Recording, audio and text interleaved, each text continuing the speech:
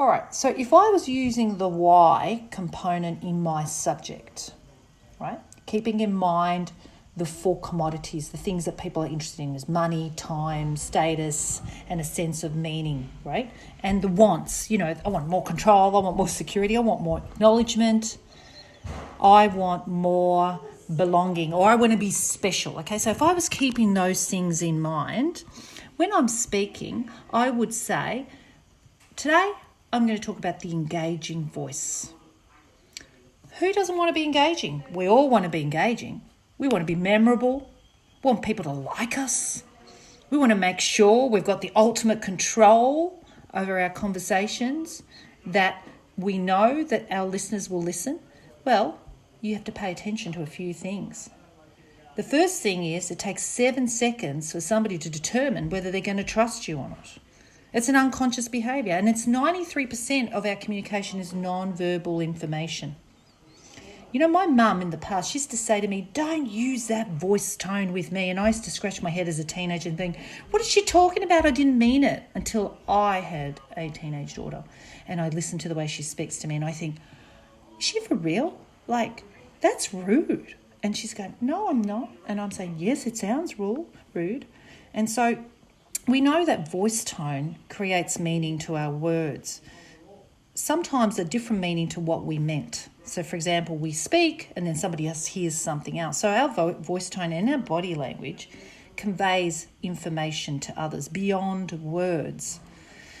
So in the past, about 10 years ago, I never used to pay attention to that. I used to think, you know what, I'm going to be authentic. I'm just going to be myself. If you like it, you like it. If you don't like it, then that's up to you.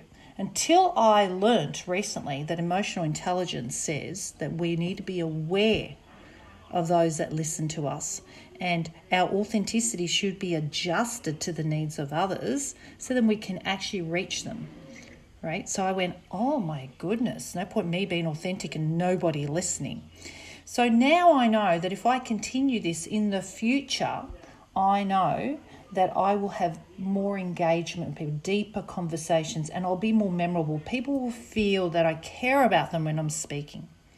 You see, the voice is the organ of the soul, right? And Henry Wadsworth Longfellow said that when we speak, our soul is activated. Now, what we need to be doing is thinking about others and not ourselves. Not being worried about us looking wrong, but catering what we do to help other people understand, adjusting our communication and even our language and our words to make sure that our audience, our listeners, are getting what's in it for me factor. So, do you want to be engaging? Do you want to make sure you're memorable? You don't want to have to repeat yourself again. You want to be credible, influential.